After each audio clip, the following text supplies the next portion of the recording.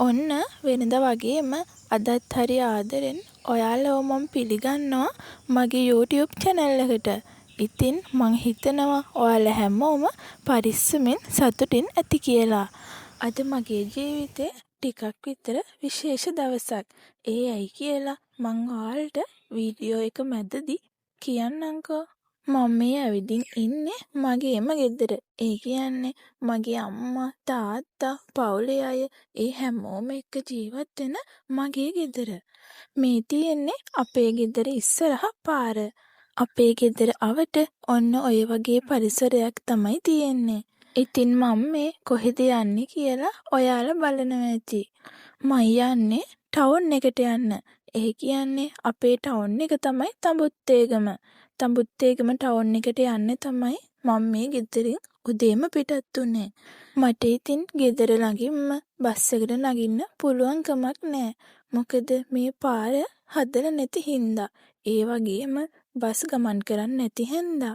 ඒ හින්දා ප්‍රධාන පාරට ඒ කියන්නේ බස් යන පාරට යන්න කිලෝමීටරයක් විතර මට පයින් යන්න වෙනවා. ඔයාලට පේනවා ඇති දැන් නම් මේ පාර ටිකෙන් ටික හදන ගමන් තමයි තියෙන්නේ. දැන් ඔය පහුවෙන්නේ අපේ ගමේ කනත්ත.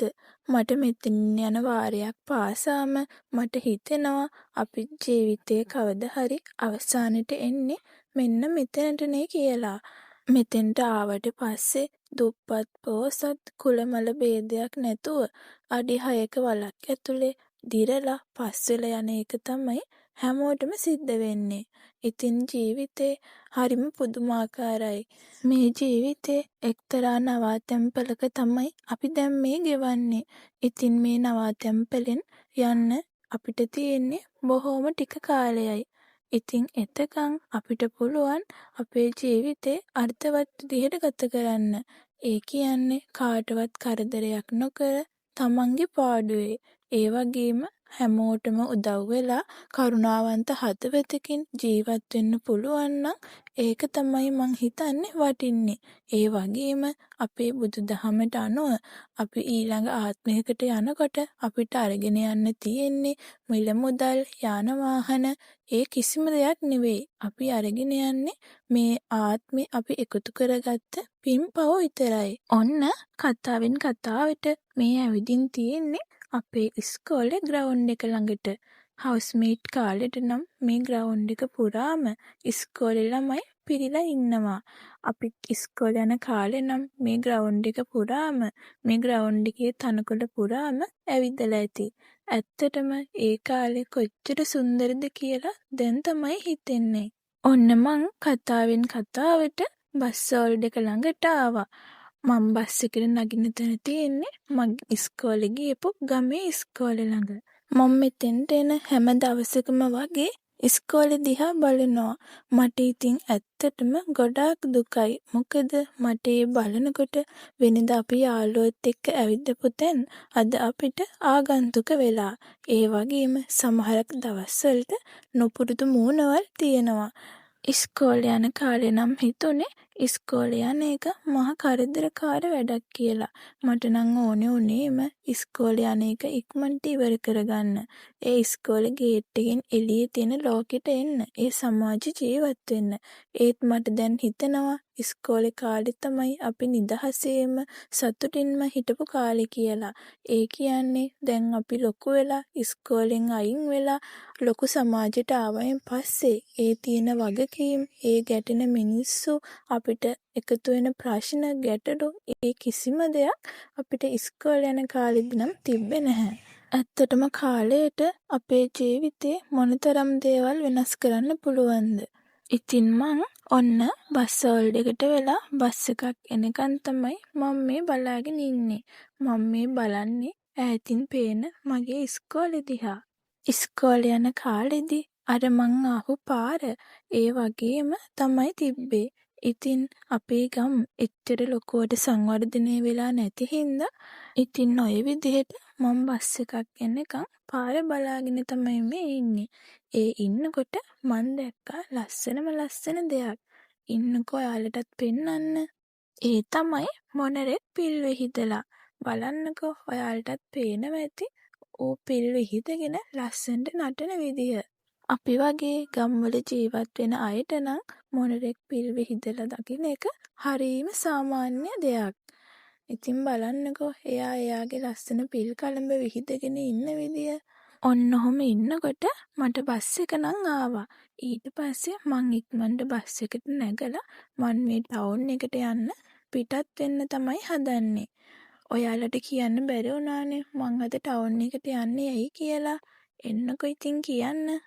ඒ තමයි මගේ ග්‍රැජුවේෂන් එක තියෙනවා මේ 22. ඒ කියන්නේ මේ සතියේ සඳුදා. ඒකට සාරියක් ගන්න තමයි මම මේ ටවුන් එකට ආවේ.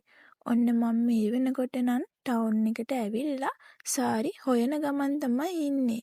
ඉතින් ෂොප් වල සාරි ලොකු කලෙක්ෂන් එකක් තියෙනවා. ඉතින් ඒත් මට ගැලපෙන සාරියක් හොයාගන්න මං ඉතින් පොඩ්ඩක් ඇවිදලා කරලා බැලුවා.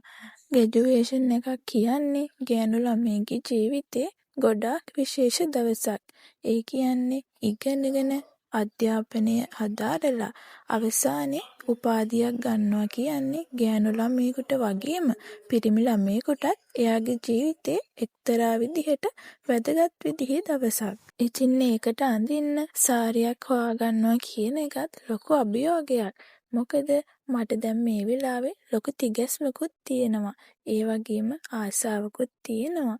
මං ඉතින් සාරි 2-3ක් පිටෝන් කරලා බැලුවා. ඉතින් මම ඔහොම බලලා මෙන්න මේ වගේ සාරියක් තමයි අවසානයේදී තෝරගත්තේ. මං කොහොමත් කොළ පාටට ආසයිනේ. සාරි එකත් අරන් මං ආවේ ස්ටුඩියෝ එකකට.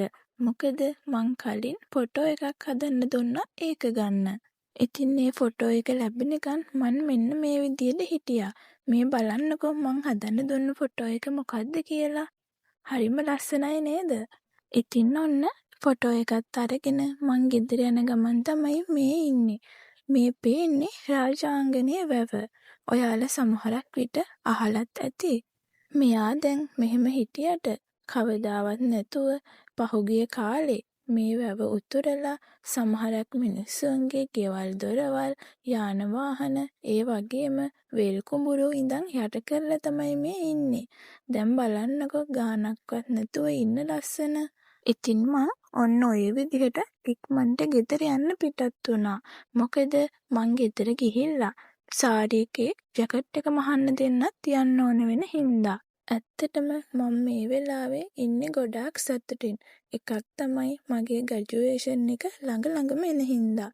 අපි වගේ සාමාන්‍ය පවුල්වල ඉපදුණු දරුවන්ට අධ්‍යාපනය කියන්නේ අත්තටු වගේ. ඒ කියන්නේ අපේ ජීවිත වෙනස් කරන ලොකුම වඩ අවිය කිව්වොත් මම හරි. ගෑනු ළමයිගේ ජීවිතේට අධ්‍යාපනය කියන්නේ ලොකු වෙනස් වීම් ගොඩාක් කරන්න පුළුවන් දෙයක්. ඉගෙනගත්ත දුවෙක්, පුතෙක්, සහෝදරයෙක්, අක්කෙක්, අම්මෙක් ඉන්නවා කියන්නේ පවුලට වගේම ගමට, රටට ආදර්ශයක්. ඒ වගේම ආඩම්බරයක්. ඉතින් මම මේ ගෙදර ඇවිතින් කෑම කාලා මූණ එහෙම සෝදගෙන වෙන ඇඳුමක් ඇඳගෙන මේ යන්නේ සාරි ජැකට් එක මහන්න. අපි ජීවත් වෙන ගම්වල ඉතින් ලොකු පහසුකම් නෑනේ. ඉතින් ටේලර් ෂොප් එකකට යන්නත් ටිකක් දුර යන්න තියෙනවා. ඉතින් මම මේ යන්නේ ජැකට් එක මහන්න දෙන්න ෂොප් එකට. මට හිතෙනවා අපේ ජීවිත ඉක්මනට ගෙවිලා යනවා කියලා. මොකද මට තාමත් මතකයි මං කැම්පස් එකට ගිහපු පළවෙනි දවස. ඒත් අද වෙනකොට මගේ කැම්පස් එකේ අවුරුදු 4ම ඉවර වෙලා ග්‍රැජුවේෂන් එකත් ළඟම ඇවිල්ලා. ඉතින් බලන්නකො කොච්චර ඉක්මනට කාලය ගත වෙනවද කියලා. සාරි ජැකට් එක මහන්න දෙනවා නම් මම වීඩියෝ එකට ගත්තේ නෑ. මේ සාරි ජැකට් එක මහන්න දීලා එනකොට මට හම්බුණු යාළුවෙක්. මට ඉතින් කොහෙට ගියත් මෙන්න මේ වගේ යාළුවෙක් නම් හම්බ වෙනවම තමයි. මම මෙයාව කවදාවත් දන්නේ නෑ. ඒ වුණාට බලන්නකෝ මාව දන්නවා වගේ හුරුතල් වෙන ලස්සන. මෙයා පාරේ ඉන්න බවුවෙක්. මගේ ජීවිතේ ගොඩක් වෙලාවට මට ඇහිලා තියෙනවා මෙයා ගණන් සතෙක්, මෙයා වටින සතෙක් කියලා. අන්න ඒ වගේ දේවල් මිනිස්සු කියනවා. හැබැයි මගේ ජීවිතේ මම නම් එහෙම කිසිම සතෙකුට උස්මහත්කමක් කරන්නේ නෑ. මං සත්තු හැමෝටම එක වගේ ආදරෙයි. මම මෙතනදී සත්තු හැමෝම කියලා කියන්නේ ලස්සන සුරතල් සත්තුම නෙවෙයි. මට පුළුවන් කිසිම කොන්දේසියක් නැතුව ගැරඩියෙක්, කැරපොත්තෙක්, ගෙම්බෙක් ඒ වගේ ඕනම සතෙකුට මගේ ආදරේ දෙන්න. මං ඒ සත්තු ගැන කීවේ සාමාන්‍යයෙන් මිනිස්සු ඒ වගේ සත්තු පිළිකුල් කරන හින්දා. මගේ ජීවිතේ නම් මං කවදාවත් සතෙක්ව පිළිකුල් කරලා නෑ. අඩුම කැරපොත්තෙක්වත්. ගමක ජීවත් වෙන අපිට නොමිලේම ලැබෙන දායාදයක් තමයි වස විසින් තොර එළවලු පළතුරු. මේ මගේ ගමේ මේ කාලෙදි අඹ ගොඩාක් හැදිලා තියෙනවා. හැම ගහකම වගේ අඹ පිරිරම තියෙනවා. ඉතින් අපේ ගෙදර වත්තේ ගස්වලත් අඹ ගෙඩි ගොඩක් හැදිලා තියෙනවා. සමහරක් ගස්වල නම් සත්තුත් කාලා යනවා. මොකද අපි විතරක් නෙවෙයි එයාලටත් බඩගිනි දැනෙනවනේ. එයාලටත් කෑම බීම හොයාගන්න ඕනනේ. අපි නම් අඹ කැඩුවත් සත්තුන්ට කන්නත් ටිකක් ඉතුරු කරනවා. මේ බලන්නකෝ එයාලා කාලා තියෙන විදිය. මේ එයාලගේ පංගුව. ඉතින් මට ජැකට් එක මහලා ගෙදර එහෙම ආවයින් පස්සේ හිතුණා අපිටත් කන්න අඹ ටිකක් කඩලා ඉදෙන්න තිබ්බනම් හොඳයි කියලා. ඉතින් මම මේ හදන්නේ අඹ ටිකක් කඩන්න. මේ අඹ වලට කියන්නේ කරත්ත කොළඹ කියලා. සමහරක් විට ඔයාලගේ පැතිවලත් අඹ ගස් තියෙනවා නම් මේ කාලෙදි අඹ ගෙඩි ගොඩාක් හැදිලා ඇති. කිසිම වසක් විසක් නැතුව ගහේම හැදිලා ගහේම පැහිලා මේ ඉදෙන අඹවල තියෙන්නේ හරිම රසක්. ඒ වගේම හරිම සුවඳක්.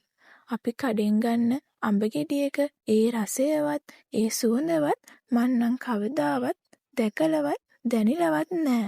ඉතින් ගම ටිකක් දුෂ්කර වුණත් අපිට මේ වගේ දේවල් ගම්වල ඉදි තමයි ලැබෙන්නේ. මොකද නගරෙට ගියපුවාම මේ වගේ ස්වභාවික එළවලු පළතුරු අපේ කෑමට එකතු කරගන්න ලැබෙන්නේ ගොඩාක් අඩුවෙන්. ඉතින් මං ඔන්න අඹ ගෙඩි ගොඩාක් කඩාගත්තා. මේ අඹ ගොඩාක් පැහිලා තියෙන්නේ. මේ බලන්නකෝ සමහරක් අඹ කහ පාට වෙලා. ඉතින් මං අඹ ටික කඩලා මේ කිරි යන්න සෝදලා ඉදෙන්න තියලා තමයි තියෙන්නේ. ඉතින් අද 2025 12 වෙනි මාසේ 16. තව සතියකින් ඒ කියන්නේ දවස් 6කින් විතර මගේ කන්වොකේෂන් එක තියෙනවා.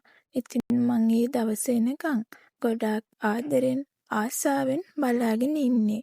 මොකද ගෑනු ළමයෙක්ගේ ජීවිතේ වෙඩින් එකක් ගන්නවා කියන්නේ ලොකුම හීනයක්. ඒ හීනේ වගේම මේ ග්‍රැජුවේෂන් එක කියන්නේත් ඒ වගේම හීනයක්. ඒ කියන්නේ මේ වගේ අවස්ථාවක් හැම ගෑනු ළමයෙකුටම ලේසියෙන් හම්බ වෙන්නේ නැහැ. මේ හීනය මගේ කරගන්න මං කොච්චර නිදි මරන්නේ නැද්ද? කොච්චර බඩගින්න ඉන්නේ නැද්ද? කොච්චර පාඩම් කරන්නේ නැද්ද? මගේ අම්මලා තාත්තලා කොච්චර දුක් විඳින්නේ නැද්ද? ඉතින් හැම දුෂ්කර කාල පරාසයකටම පස්සේ එළඹෙන්නේ ලස්සන කාලයක්. හොඳ අනාගතයක්. ඉතින් මගේ ජීවිතේ මේ පටන් ගැනීම විතරයි. ගෑනු ළමයෙක්ට ඉගෙනීම කියන්නේ ඇත්තටම අත්‍යවශ්‍ය දෙයක්. තමන්ට ස්වාධීනව සමාජයේ ජීවත් වෙන්න, කොන්ද තෙලින් තියාගෙන ඉන්න, සමාජයේ හොඳ පෞරුෂයක් ඇතුව ජීවත් වෙන්න අධ්‍යාපනය අවශ්‍යයි. හරියට අධ්‍යාපනය කියන්නේ අත්තටු වගේ. අත්තටු තමන්ගේ නම් ජීවිතේ ඕනම තැනකට ඉගිලෙන්න පුළුවන්. මේ වීඩියෝ එක බලන ඉගෙන ගන්න කෙනෙක් ඉන්නවනම් ජීවිතේ මොනතරම් ප්‍රශ්න ආවත් ඉගෙන ගන්න එක නම් නතර කරන්න එපා. මොකද අපිට ජීවිතේ ඉතුරු වෙන්නේ කවදා හරි ඉගෙන ගත්ත දෙයක්ම තමයි. ඉතින් මගේ ග්‍රැජුවේෂන් එක දවසත් ඔයාලත් එක්ක බෙදා ගන්න බලාපොරොත්තු වෙනවා. එතකන් මං මෙතනින් නවතින්නම්. ඔයාලා හැමෝම පරිස්සමින් සතුටින් ඉන්න කියලා මම ප්‍රාර්ථනා කරනවා. එහෙනම් ඔයාලා හැමෝටම බුදු සරණයි. ආයෙත් දවසක ලස්සන වීඩියෝ එකක් අරන් එනකන් ඔයාලා හැමදාම හැමෝම පරිස්සමින් සතුටින් ඉන්න ඕනේ.